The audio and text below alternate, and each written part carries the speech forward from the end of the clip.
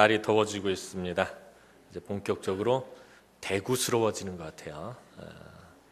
사실 처음에 대구 왔을 때 너무 더워서 도망갈 뻔했습니다.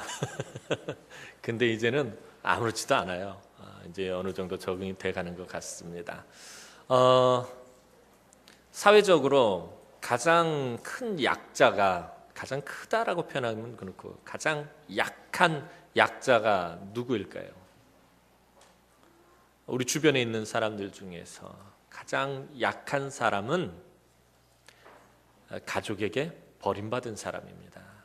가족이 책임져 주지 않는 사람입니다.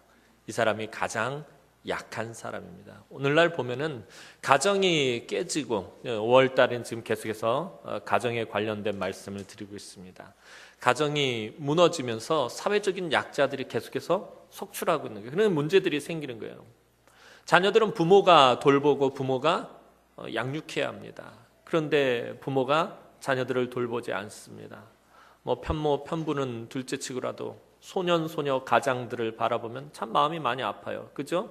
한참 부모의 사랑을 받고 또 그 양육을 받으면서 예쁘고 곱게 자라야 할 소년 소녀들이 가장이 되어서 생계를 이어가야 하는 건 사회적으로 가장 약한 약자들입니다. 가족에게 보호를 받지 못하는 사람이 가장 약한 사람들입니다. 교회 안에서도 마찬가지입니다. 제가 누누이 말씀드리고, 우리가 지난번에도 한마음 가족 체육대 운동회를 한 것이 무엇입니까? 우리 모든 성도들은 그리스도 안에서 한 가족입니다.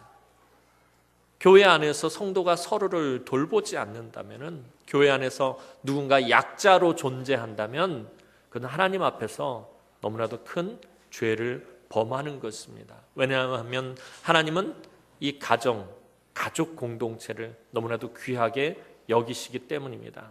교회 공동체는 다시 말하면 가족 공동체입니다. 저와 여러분들은 한 가족입니다. 지금 막 정신없이 돌아다니는 저 아이들도 우리의 자녀들입니다. 여러분들이 돌봐야 되고, 여러분들이 양육해야 되고, 여러분들이 아껴주고 사랑해줘야 할 그런 대상입니다. 또 이 자리에 있는 우리 어르신들도 마찬가지입니다. 여러분들의 부모님이자, 여러분들의 삼촌이자, 여러분들의 이모이자 고모가 되는 분들입니다. 다 같은 가족입니다. 그래서 교회에서 돌봐야 합니다. 주일날 예배 드리는데 보이지 않아요. 무슨 일이 있는가 보다 하고 그냥 넘어가서는 안 돼요. 그럼 가족이 아니에요. 가족은 관심을 가지고 확인을 해야 돼요. 집사님, 권사님, 이번 주일 예배 보이지 않던데 무슨 일이 있으셨어요? 관심을 가져야 된다는 거예요. 여러분들이 관심을 갖지 않고, 여러분들이 그런 관심을 표현하지 않으면은 교회 안에서 알게 모르게 약자들이 생기는 것입니다. 교회 안에서는 절대로 그런 약자들이 존재해서는 안 됩니다. 그럼 교회가 교회되지 못하기 때문입니다. 오늘 본문 말씀은 다소 좀 어렵고 오늘 시대하고는 전혀 맞지 않는 그런 본문 말씀이지만, 오늘날 개념으로는, 오늘날 도덕이나 윤리적인 개념으로는 받아들일 수 없는 거지만, 중요한 것은 무엇이냐면은 그 핵심이 무엇이냐라는 거예요. 왜 하나님께서 이런 명령을 하셨느냐, 왜 이런 풍습을 하나님께서 인정하셨느냐라는 거예요. 그 뒤에 숨겨진 것들을 우리가 발견하고 또 그것을 우리 삶에 적용했으면 좋겠습니다. 신명기 전체를 훑어보면 하나님께서는 가족을 너무나도 중요하게 생각하고 계시다라는 것을 볼 수 있습니다. 가족에 관련된 율법 조항을 강조하실 때가 참 많습니다. 하나님이 천지 창조를 다 마치신 후에 처음으로 만드신 공동체가 가족이다, 가정이다라고 늘 말씀드렸습니다. 그래서 성전이 세워지기 전에는 이 가정에서 하나님께 제사를 드렸고요, 가정에서 한 가장이, 그 가족의 가장이 제사장이 되어서, 그래서 하나님 앞에 제사를 드리고 예배를 드리고, 하나님께서는 그 제사를 받으시고 그 가정에 복을 베풀어 주셨습니다. 가족은 가장 작은 교회의 단위이고 또 공동체의 기본 단위입니다. 오늘 본문의 율법 규정은 조금 특별한 것입니다. 이것은 남편이 죽고 아들이 없는 과부를 위한 것입니다. 하나님께서는 고아와 과부를 매우 불쌍히 여기셨습니다. 그래서 율법을 보면은 이 고아와 과부에 관한 율법 조항들이 굉장히 많습니다.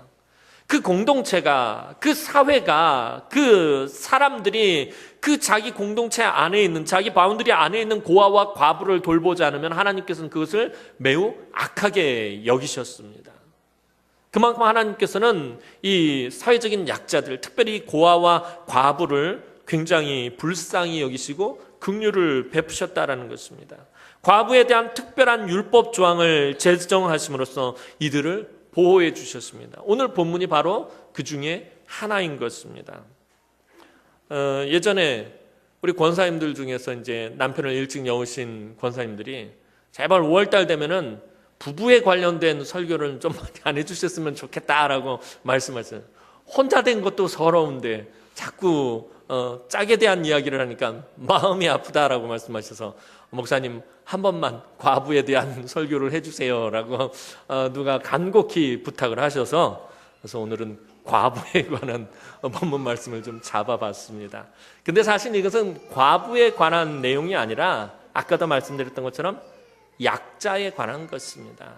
교회 안에서와 사회 안에서 어떤 공동체 안에서의 그 버림받은 약자에 대한 본문 말씀입니다. 오늘 본문은 두 형제가 같이 살며 그들의 가족이 같은 지역이나 같은 집에서 살고 있는 상황을 설정하고 있습니다. 그런데 그 형제 중에 어느 한 사람이 먼저 죽었을 때 죽은 형제의 이 과부된 아내에 대한 문제를 제시하고 있습니다. 이런 경우 죽은 사람의 형제는 그 과부의 남편의 성과 이름을 물려받을 아들이 태어나기를 바라는 마음으로 그 형제의 아내와 일정 기간 동안 결혼을 해서 그녀가 대를 이을 아들을 가질 수 있도록 해야 하는 의무가 있었습니다.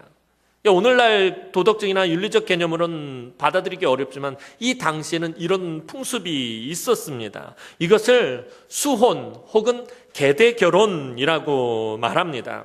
이건 아주 오래된 이스라엘의 전통 중에 하나였습니다. 수혼은 하나님께서 시내산에서 율법을 확정 지으시기 전부터 이미 이 이스라엘 사회 안에서 이 공동체 안에서 있었던 풍습을 하나님께서 율법에 반영하신 것입니다. 이스라엘에서 이 가문의 성과 이름을 이어가는 것 아주 중요한 일입니다. 이것은 단순히 성과 이름을 이어간다라는 것만을 의미하지 않습니다. 아들을 통해서 성과 이름을 이어간다는 것. 예를 들면 제가 석씨니까 석씨라는 그 성과 또 제 이름을 그 아들을 통해서 그 후손들을 통해서 계속 이어간다라는 것은 하나님의 약속을 계속 이어가는 것과 마찬가지였기 때문에 아주 중요한 일이었습니다. 이스라엘에서는 여러 세대를 거슬러 올라가 하나님과 언약을 맺은 이 조상의 기원을 찾아볼 수 있는 가족 배경을 매우 중요시하기 때문에 구약 성경에는 특히 족보가 많이 기록되어 있습니다. 그래서 이 이스라엘 사람들도 족보를 굉장히 중요하게 여깁니다. 오늘 전에도 한번 말씀을 드렸던 것 같은데 우리나라 사람들도 족보를 굉장히 중요하게 여깁니다. 이 족보가 말하는 게 무엇입니까? 우리 집안은 근본이 있다라는 거예요. 우리 집안은 뿌리가 있다라는 거예요. 우리 집안은 뼈대가 있다라는 것입니다. 근본이 있다는, 우리 조상, 이러이러한 조상들이 있다라는 것을 말하는 것입니다. 그래서 정통성을 이야기하고요. 여러 가지 것들을 말해 주는 것이 바로 이 족보입니다. 이스라엘 사람들도 이 족보를 굉장히 중요하게 여겼습니다. 그래서 모세오경에도 살펴보면 족보가 굉장히 많이 기록되어 있습니다. 즉 자신들이 아브라함의 후손으로서 하나님께서 아브라함에게 하신 그 언약이 자기들에게도 해당된다라는 것을 확고히 하려고 했습니다. 하나님의 언약은 당대에 끝나는 것이 아닙니다. 하나님께서 아브라함을 축복하시고 아브라함과 언약을 맺으셨다고 해서 그 아브라함 때에 그것이 끝나는 것이 아닙니다. 하나님의 언약과 하나님의 축복이 왜 중요하냐면 그것은 대를 이어서 계속 이어지기 때문이에요. 자손 만대까지 영원토록 이어지기 때문에 그래서 이 하나님의 약속과 하나님의 언약이 중요한 것입니다. 그렇기 때문에 언약을 이어갈 이 자손이 있다라는 것, 자녀들이 있다라는 것, 특별히 아들이 있다라는 것은 가장 중요한 축복 중에 하나였습니다. 그래서 성경에는 약속의 후사라는 말이 있는 것입니다. 그만큼 중요한 부분입니다.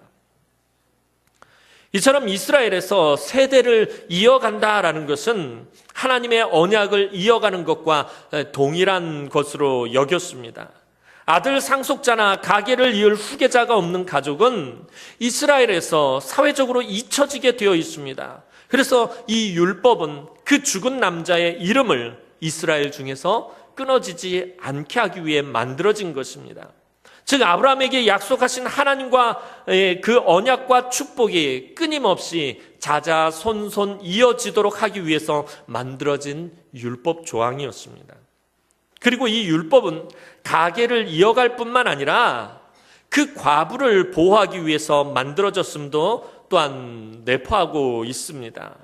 남편을 잃은 슬픔도 큰데 이 남편을 잃었다라는 것은 사실 굉장히 큰 고난 중에 하나였습니다. 왜냐하면 고대 사회에서는 경제 그 구조 자체가, 경제 생활 자체가 남성 중심이었습니다. 그러니까 남성이 행한 그 노동력을 통해서 가정에 공급을 해주는 그런 경제 구조였습니다. 그래서 남편이 죽었다든지 아들이 없다든지 그러면은 이 가정에 공급될 경제력이 없어졌다라는 말과 똑같은 것입니다. 남편을 잃은 슬픔도 큰데 먹고 살기 위해 돈을 벌어야 하는 또 다른 근심까지 떠안게 하는 것, 이것이 문제라는 것입니다.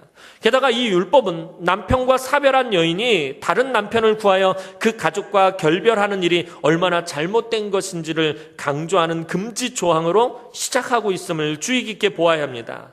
물론 이것은 여인의 재혼을 막는 율법이 아닙니다. 여인이 재혼을 하지 못하도록 못을 받기 위해서 만든 율법이 아닙니다. 남편을 잃은 과부가 생계 문제로 타인의 다른 남편을 구하는 것은 이 과부가 속해 있는 가족 공동체의 큰 잘못이다라는 것을 말하고 있는 것입니다. 그녀를 부양해야 할 책임, 이 여인의 재혼을 막는 이 율법 조항이 아니라 이게 말하고 있는 게 뭐냐면 그녀를 부양하고 그녀를 돌봐줘야 하고 그녀를 책임져야 할 것은 그녀가 속해 있는 가족 공동체에 있다라는 것입니다. 사회적으로나 경제적으로나 여러 면에서 소외되고 힘없는 약자에 대해 대신 책임지도록 하나님께서 살피신 것이었습니다. 가족의 중요성을 강조하시는 하나님께서는 이처럼 가족 중에 이러한 책임을 받아들이지 않는 것을 옳지 않게 여기셔서 만약 가족에 대한 책임을 다하지 않는 자들은 이스라엘 중에서 공개적으로 굴욕을 당하게 하셨다라는 것입니다. 당시 사회에서 사람들이 오늘 이 수혼과 계대 결혼을 꺼려한 것은 도덕적인 이유보다는 재산적인 이유가 더 많았습니다. 남편과 사별한 아내가 사내 아이를 낳으면 그녀의 아들은 법적으로 재산을 물려받을 것이지만 아이가 없으면 그 재산은 살아있는 형제들에게 남겨지게 되어 있었기 때문이었습니다. 뿐만 아니라 죽은 형제가 자기의 땅을 죽기 전에 누군가에게 팔아버리는 상황에 이른다면, 그러니까 남편의 형제가 이 형제 중에 누가 죽기 전에 자신의 땅을 다른 사람에게 팔아버리고 죽어버렸은 이런 상황이 발생하면은 이 손에 책임이 있는 형제가 그 땅을 자기 돈을 주고 다시 사들여서 죽은 형제의 아내에게 주든지 아니면 법적인 상속자에게 주어야 했기 때문에 자기의 경제적인 손실이 이만저만한 것이 아니었습니다.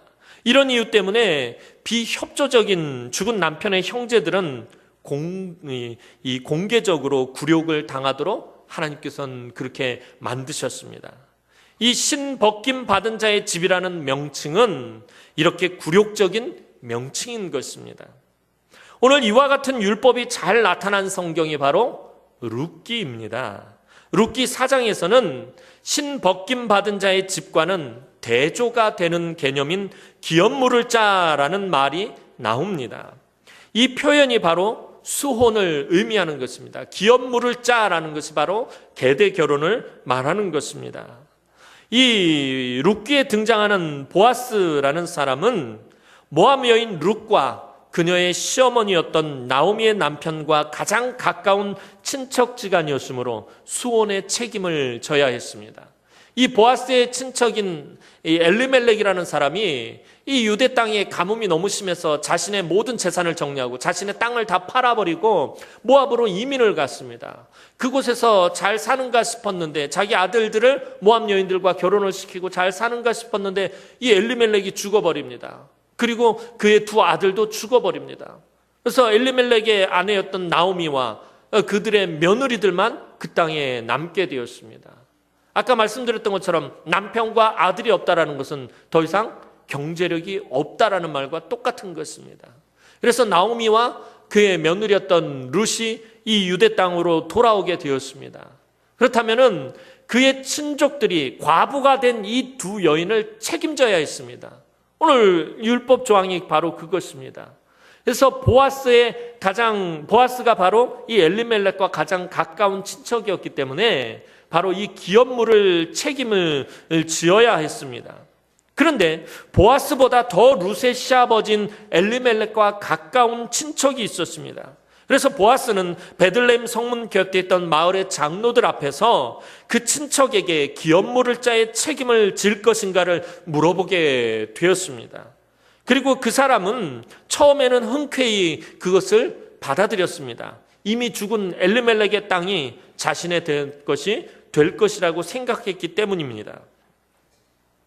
이에 보아스는, 그렇다면 당신은 이 모압 여인 룻과 결혼해서 룻과 그녀의 시어머니인 나오미에 대한 기업물을 짜의 책임을 져야 한다라고 말을 하는 것입니다. 당신이 엘리멜렉의 땅도 사들여야 하고, 그 다음에 이 모압 여인 룻과 당신이 결혼해서 기업물을 짜의 책임을 져야 되고, 또 룻의 시어머니자 엘리멜렉의 아내인 과부인 나오미를 당신은 봉양해야 합니다라고 말을 합니다. 그러자 그 친족은 당황해서 갑자기 말을 바꿉니다. 죽은 자의 토지를 사주는 것은 별로 어려운 일이 아닙니다. 왜냐하면 그 땅은 자기 것이 되기 때문입니다. 하지만 이 모압 여인 룻을 취해서 그녀의 남편이 되어줘야 한다는 것은 큰 문제였습니다. 그리고 엘리멜렉의 아내 과부인 나오미까지 자기가 봉양을 해야 한다는 것입니다. 그래서 그 친족은 급하게 그리고 단호하게 말을 바꾸게 됩니다. 룻기 4장 6절 말씀 보면, 나는 내 기업에 손해가 있을까 하여 나는 물으지 못하노니 내가 물을 것을 보아스 네가 물으라, 나는 물으지 못하겠노라 라고 그 친족이 말을 합니다. 이 친족이 말을 바꾼 것은 경제적으로 손해보고 명예적으로 손해를 보기 때문이에요. 경제적으로 손해를 보는 것은 아까 말씀드렸던 것처럼 죽은 엘리멜렉, 자기 친족의 땅을 자기가 돈을 들여서 산 다음에 그 땅을 룻에게 줘야 돼요. 모압 여인 룻에게 줘야 되고 나오미에게 줘야 되고요. 또 룻과 자기가 결혼해서 태어난 법적인 상속자에게 그 땅을 줘야 된다는 거예요. 그러니까 자기가 헛고생하는 것이 돼요. 자기가 경제적으로 손해를 많이 본다라는 거예요. 그것뿐만 아니라 명예적으로도 손해를 본다라는 것입니다. 룻이 모압 여인이라는, 즉 이방이라는 사실이 문제인 것입니다. 같은 이스라엘, 같은 지파의 순수 혈통의 여인에게서 아들을 낳아 죽은 자의 아들로 내어주기도 사실은 힘든 일인데, 하물며 그들이 멸시하는 모압 여인을 아내로 삼아서 모압의 피가 흐르는 아이의 아버지가 된다라는 것은 유대인으로서는 상당히 힘들고 어려운 결정이었던 것입니다.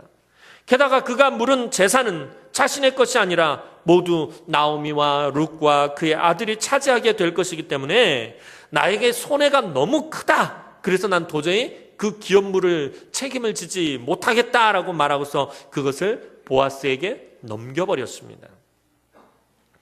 오늘 이 기업물을 짜의 의무를 포기한 사람은 사실 하나님의 백성으로서는 합당하지 않은 사람이었습니다. 기업물을 짜의 의무는 하나님께서 그 백성을 사랑하셔서 특별히 어려움 가운데 놓여있는 당신의 힘없는 백성을 지키고 보호하기 위해서 만드신 율법 제도였습니다. 이 의무를 다하기까지는 꽤 많은 손해와 피해를 감수해야 했습니다. 경제적으로도 손해를 봐야 하고요. 명예적으로도 손해를 봐야 하고요. 자기가 하기 싫은 것을 또 해야 하고요. 때로는 그렇기 때문에 여러 부분에서 참 많은 희생을 해야 되고요. 많은 손해와 피해를 감수해야 했습니다.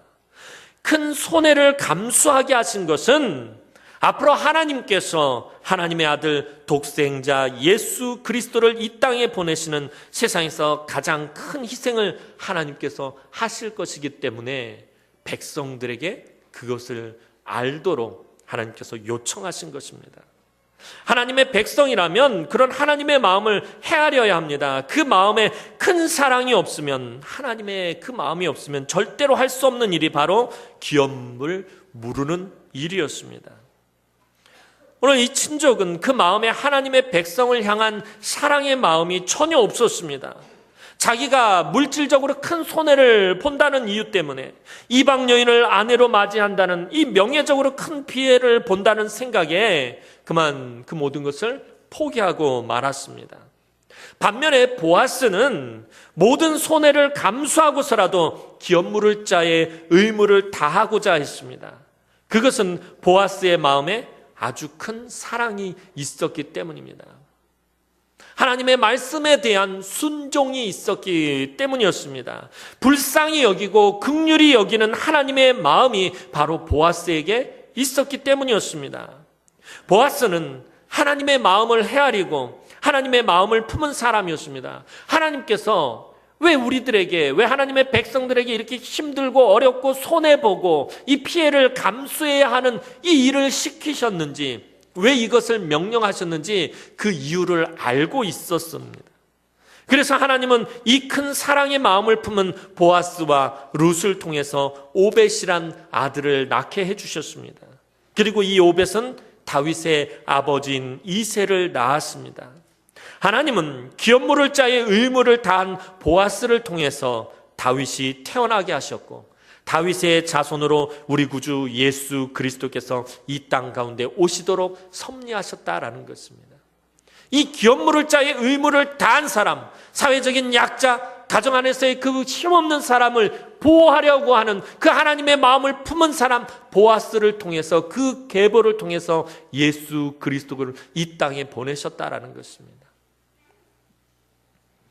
이제 보아스는 나오미의 가장 가까운 친족과 성문에서 성읍 장로들과 많은 사람들이 보는 가운데 기업 물을 권리를 양도받게 되었습니다. 기업 물을 권리를 양도하는 의식이 바로 오늘 본문인 신명기 25장에 기록된 것입니다. 이 신명기 25장에 기록된, 오늘 본문에 기록된 대로 이 보아스는 기업 물을 자의 의무를 양도받았습니다. 그것은 신발을 벗어서 기업 물을 권리를 새롭게 받을 사람에게 주는 것입니다. 친족이 죽은 형제에 대한 의무 이행을 거절하였을 때에 그 과부는 많은 증인들 앞에서 그의 신을 벗기고 또 그의 얼굴에 침을 뱉으면서 그의 형제의 집을 세우기를 즐겨 아니하는 자에게는 이같이 할 것이냐 이렇게 말하며 모욕을 주게 되어 있었습니다. 이스라엘에서 신발은 재산권을 상징합니다. 언젠가 한번 이 신을 벗는 것에 대한 내용을 가지고 설교를 한 적이 있었습니다.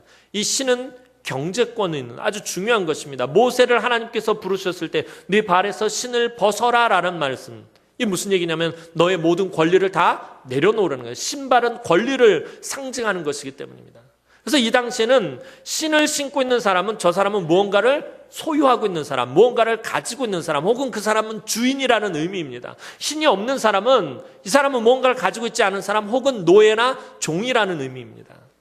이 당시 신은 오직 주인만이 신고 있었어요. 종이나 노예는 신을 신을 수가 없어요. 왜냐하면 소유권을 상징하는 것이 신발이었기 때문입니다. 그래서 신발을 벗는다라는 것은 내가 소유권을 내려놓는다라는 그것과 마찬가지입니다. 그래서 신을 벗어서 다른 사람에게 준다라는 의미는 이게 소유권이 이전되었다라는 거예요. 그러니까 영수증을 써서 주는, 오늘날로 치면 영수증을 써서 주는 것과 같은 것입니다.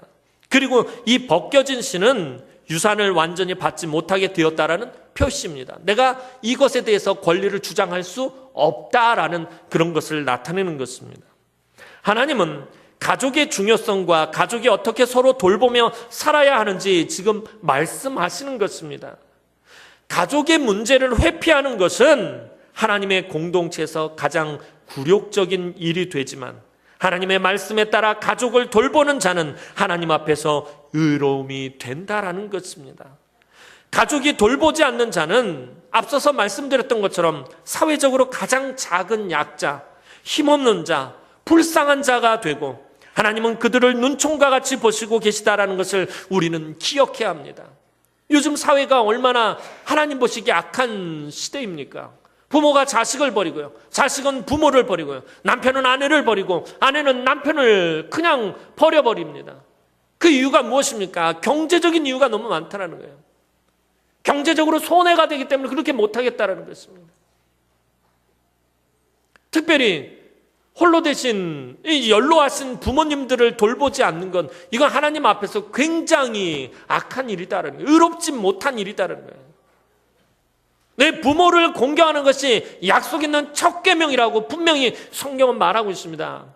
하나님과 우리의 관계 관련된 계명 말고 사람과 관련된 첫 번째 계명이 부모에 관련된 계명이에요. 또 자녀들을 말씀으로 양육하고 자녀들을 잘 키워야 하는 것, 부부가 아름답게 그 삶을 살아가는 것, 이 모든 것들이 하나님 앞에서 아름답고 의로운 것입니다.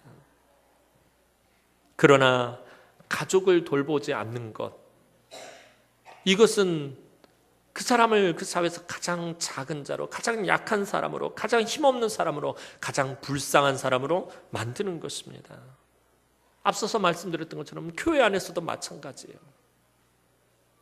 성도들 서로가 서로를 돌보지 않는다면 하나님 앞에서 의롭지가 못한 것이다라는 것입니다. 우리가 교회 안에서 너무 무관심할 때가 많아요. 서로 사랑을 표현하지 못할 때가 너무 많다라는 것입니다.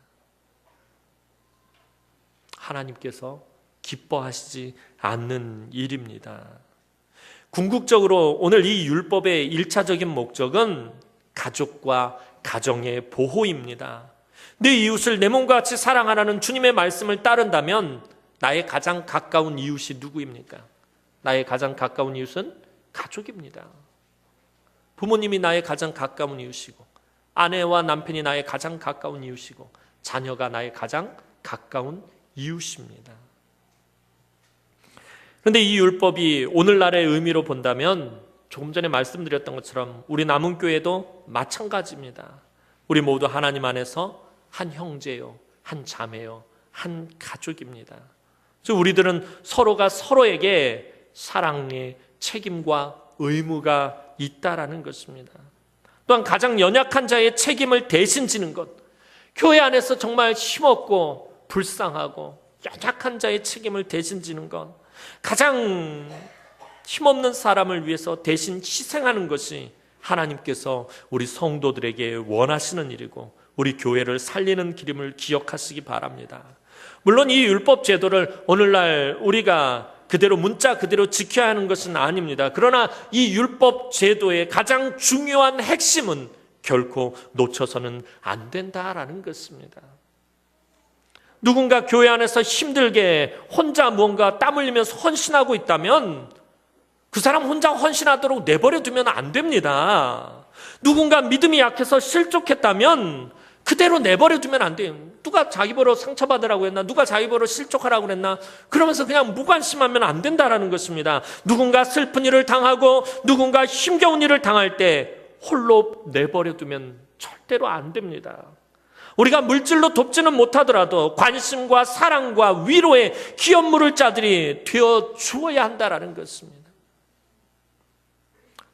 어떤 부분에 결이 났다는 게 구멍이 났거는 또 어떤가에 문제가 생겼을 때 우리가 그것을 바라보면서 판단하고 비판하는 것이 아니라 비난하고 정죄하는 것이 아니라 그것에 대한 기업물을 자들이 되어 주어야 한다는 것입니다. 교회 안에서 때때로 누군가 실수할 수 있습니다. 때때로 누군가의 허물이 드러날 수가 있습니다. 그럴 때 그 실수와 허물에 대해서 우리가 판단하는 것이 아니라 그것에 대해서 기업물을 자가 되어 주어야 한다는 거예요. 누군가 교회 안에서 연약함에 머물고, 누군가 어려운 일을 당하고, 슬픈 일을 당하고, 가슴 아픈 일을 당하고, 상처를 받고, 실족하고, 넘어지고, 시험에 들었을 때 그것을 판단하거나 또 시시비비를 가리는 것이 아니라 먼저 기업 물을 자가 되어 주어야 한다는 것입니다. 오늘 성가대를 보니까 오늘 찬양 기가 막히게 참 늘 그래요. 우리 할렐루야 성가대 참 찬양이 너무나도 멋져요. 오늘 근데 구멍이 좀 많이 나 있어요. 그죠? 궐이 나 있는, 이거는 이제 성경적인 의미로 궐이 났다라고 말하는 거예요. 근데 이것을 바라보면서 성가대를 맡았으면, 예배를 책임진 자들을 맡았으면 최선을 다해 열심히 다해야지. 궐이 나게 만드는 거예요. 제대로들 안 한다고. 이런 마음이 들어서는 안 된다는 거예요. 뭐 보면서 무슨 생각이 들어야 돼요? 궐이 난 것에 대해서 기업 물을 자의 의무와 책임이 먼저 들어야 된다는 거예요. 저 빈 곳을 내가 메꿔야 되겠구나. 교회 안에서 누군가의 헌신이 필요한 부분을 보면서 왜 누군가 저 일을 하지 않는 거야 라고 말을 하는 것이 아니라 저 부분을 내가 기업 물을 자가 되어야 되겠구나라는 이 마음이 먼저 들어야지 그 공동체가 하나님 앞에서 살아난다는 것입니다. 우리 교회는 이런 문제가 있어. 우리 교회는 참 이런 부분들이 잘못됐어. 우리 교회는 참 이래. 그러면서 그것에 대해서 물론 때때로 우리가 시시비비를 분명히 가려야 할 때가 있습니다. 그러나 매사가 그래서는 안 되는 거예요. 그거보다 먼저 선행되어져야 하는 것이 무엇입니까? 그것에 대한 기업 물을 자의 책임을 져야 한다는 것입니다. 기업 물을 자의 모형은 바로 예수 그리스도입니다. 죄값을 도저히 치를 수 없는, 아무런 소망도 없는 인간들을 위해 예수님께서 대신 고난을 당하셨고, 대신 죽음의 죄값을 치르셨고, 대신 희생하셨고, 대신 책임을 지신 것입니다. 저와 여러분들의 기업을 예수님께서 대신 물으신 것입니다. 우리는 예수님의 크신 희생의 사랑으로 하나님의 자녀된 자들입니다. 예수님께서 대신 희생을 치르심으로 저와 여러분들이 하나님의 가족이 된 것입니다. 오늘 본문에 숨겨진 주제는요, 룻기의 이 똑같은 이 내용에 숨겨진 주제는 바로 인내의 사랑입니다. 인내란 말은 히브리어로 헤세드라고 합니다. 근데 이 뜻은 목숨을 걸고 끝까지 책임을 지는 변하지 않는 사랑을 말합니다. 보아스는 모든 희생을 감수하고서라도 끝까지 룻을 책임졌습니다. 경제적인 손해와 명예적인 손해를 감수하고서라도 룻을 끝까지 책임졌습니다. 하나님께서는 우리에게 인내의 사랑으로 서로로 돌아보아 기업 물을 자가 되라고 지금 말씀하시는 것입니다. 기업 물을 자의 의무를 버린 나오미의 친족이 아니라 모든 것을 희생하고 끝까지 변함없는 사랑으로 룻을 지켜주었던 보아스의 그 인내의 사랑으로 우리 성도들이 서로를 돌보고 또 서로에게 기도의 기업 물을 자가 되어준다면 더 크신 하나님의 놀라우신 인애를 여러분들이 맛보게 될 것입니다.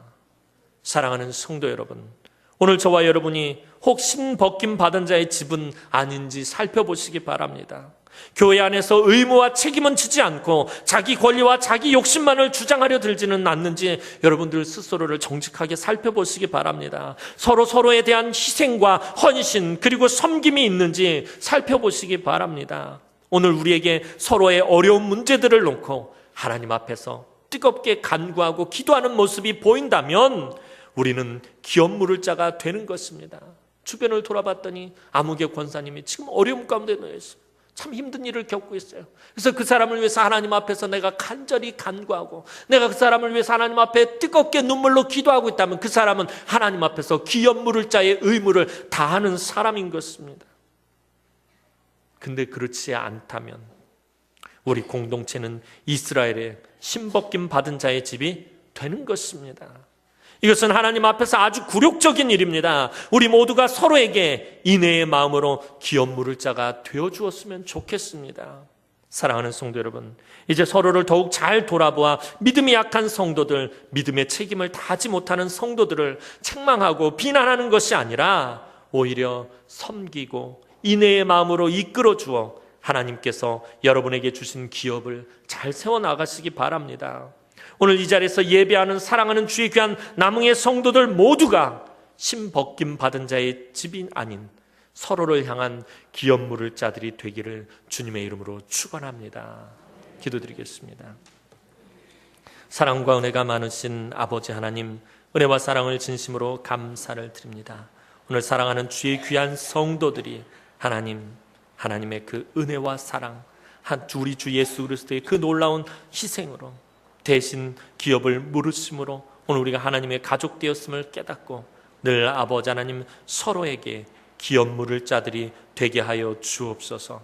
우리가 우리의 이기심과 우리의 욕심과 우리의 권리만을 주장하는 것으로 인해서 신벗김 받은 자가 아니라 정말 하나님의 그 인애의 마음으로 하나님 서로에게 기업 물을 자들이 되어서 정말 이 제단 안에 하나님의 더 놀라우신 인애를 맛보게 되는 역사가 충만하게 하여 주옵소서. 예수님의 이름으로 기도하옵나이다. 아멘.